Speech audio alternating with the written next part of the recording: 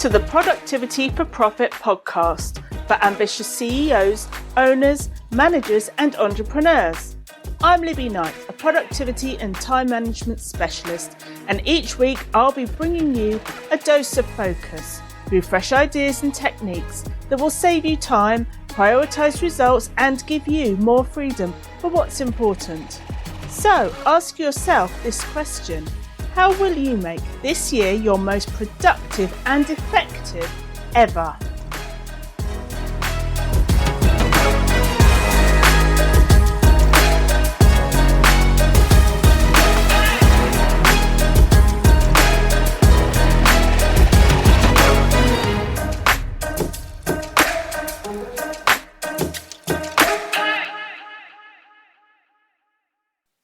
Do you ever feel the need to be, or appear to be, perfect?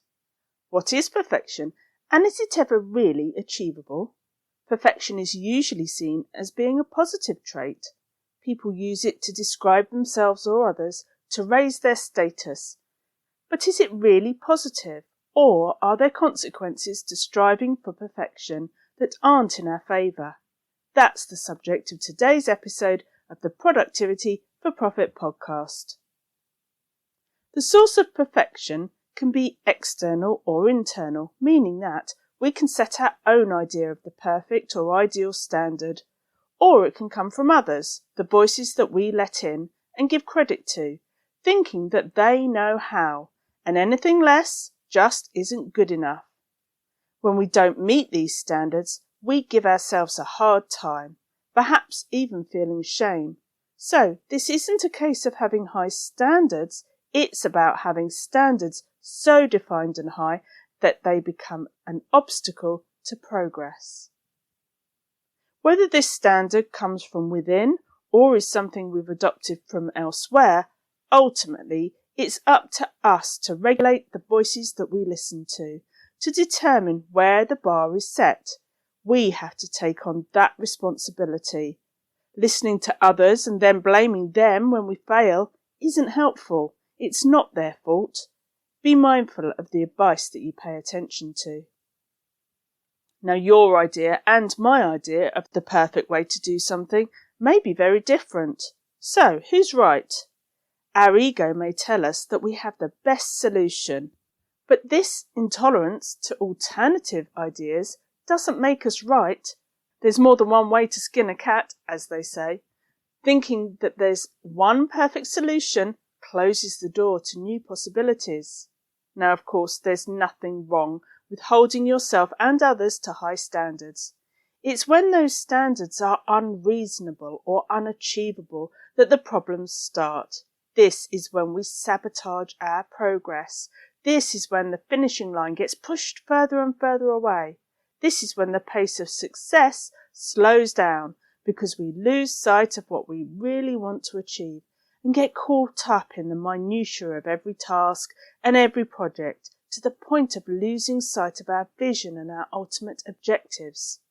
This is when procrastination can seep in, because perfectionism is one of the major causes of procrastination.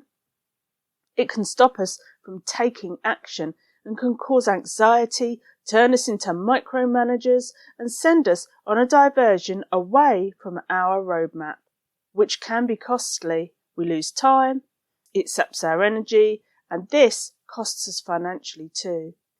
The results we want get further away and become less clear. So, what do you really want? Let's get clear. Block out the noise for a moment. What do you want your business to look like? What do you want to get in place? What do you want to do? What do you want help with? Now, I could have used the word need instead of want when asking these questions, but by swapping need out for want, I get away from the notion that there is rigidity, that there is a right and a wrong way. Asking myself what I want to get in place reminds me not only that I do have choices, but also that ultimately the choice and the responsibility is mine and mine alone. That I don't need to look elsewhere for approval. I must and want to take control, to steer my own ship. It's my vision working in my zone of genius. So, are you now clear on what you want your business to look like? How will that happen in an achievable way with the help and guidance from people who are aligned with your vision and your goals? That will support you to build the business you love, not what you or they think you should be doing. Who will take off your hands the elements that you don't excel at or teach you how to, so that you can take consistent action, making strong decisions and getting the results you want. Surround yourself with the right people who will cheer you on, understand your vision, who will listen and help you take action, and will flex their services to your business model and your business strategy, who will keep it simple, sustainable, and get the job done. Done is better than perfect, because as we know, perfect is subjective. It's based on and influenced by personal feelings, personal taste, and personal opinions. A good business guide, whether it's a consultant, mentor, or coach, gets that. The key is to make decisions and take action. Map it out, step by step, get started, keep moving in the right direction, and get results. It doesn't have to be complex. It doesn't have to be fancy. It does need to work, to function, to get the results you and your customer and client want, to deliver the promise, the benefits, the transformation. And often that can be achieved in a few simple logical steps. And your customer will be thrilled that you delivered the solution they couldn't find on their own. They don't need to wait for you to make it fancy or to look pretty. That can come later. Let go of your perfectionism. Don't let it stall you, confuse you, or rob you of your confidence. Looking at your current business model, the products and services that you offer, does each one light you up? Are you doing it because it feels congruent to you and your values? Is it delivering results and the transformation that you're deeply proud of? Are you doing it because you want to, or are you doing it because you think you should? Are you leading from the heart or being led by how you've been told to do it, and therefore you believe it's got to be the right way? Running your business this way is a short-term solution.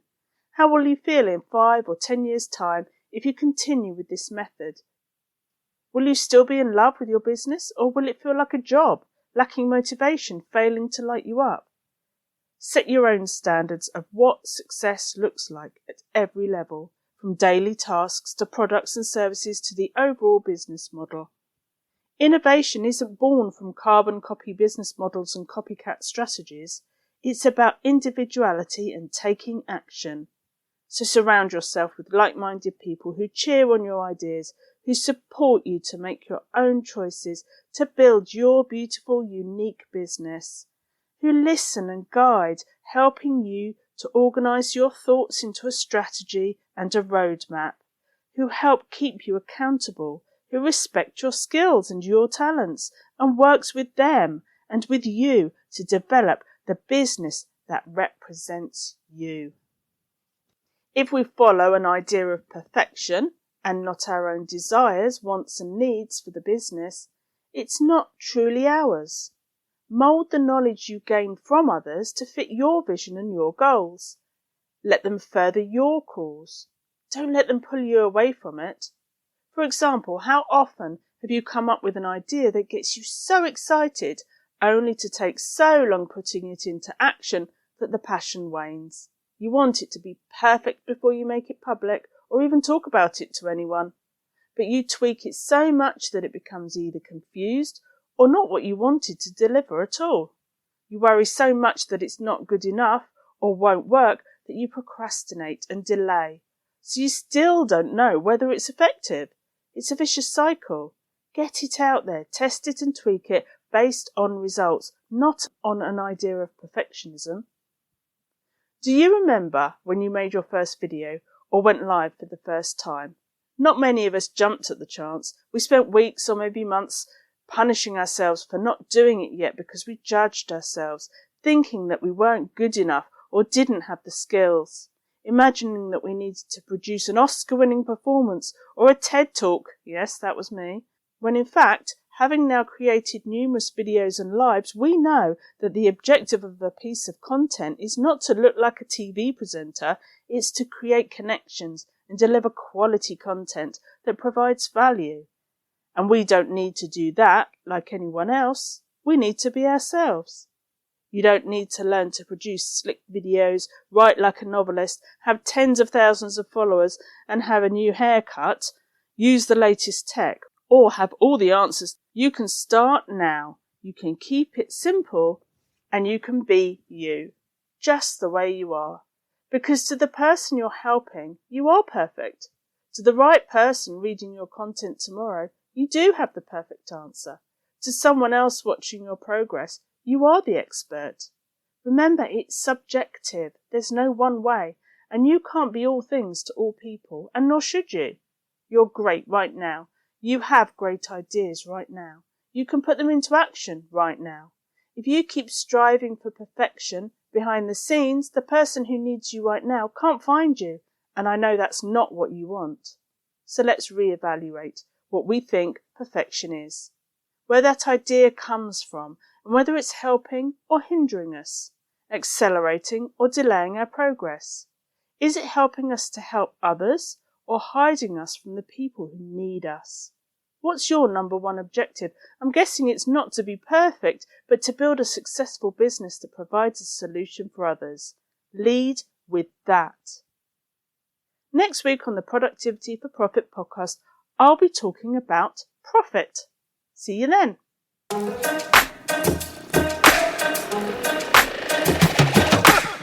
Thanks for joining me for this episode of the Productivity for Profit podcast.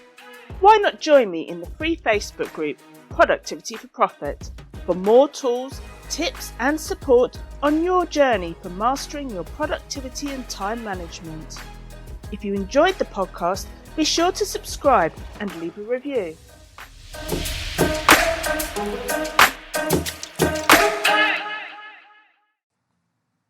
If you're juggling the demands of a service-based business helping your clients and all the other demands of life, then you're probably feeling pretty short of time. So this is just for you. I have a brand new course that helps you to save a minimum of an hour every day. And what would you do with that extra hour? And how would that accumulate over a year? Would you make more money? Would you be more present with your family? Would you have more me time and prevent the burnout?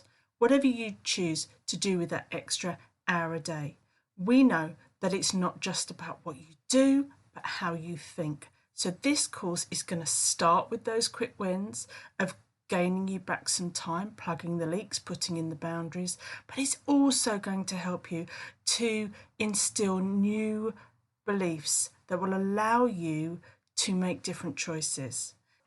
Because this is not just about quick wins, as good as they are, it's about long-term change and changing your life. So if this is something that you would like to know more about, then have a look in the show notes and find the link to the Save an Hour Every Day course.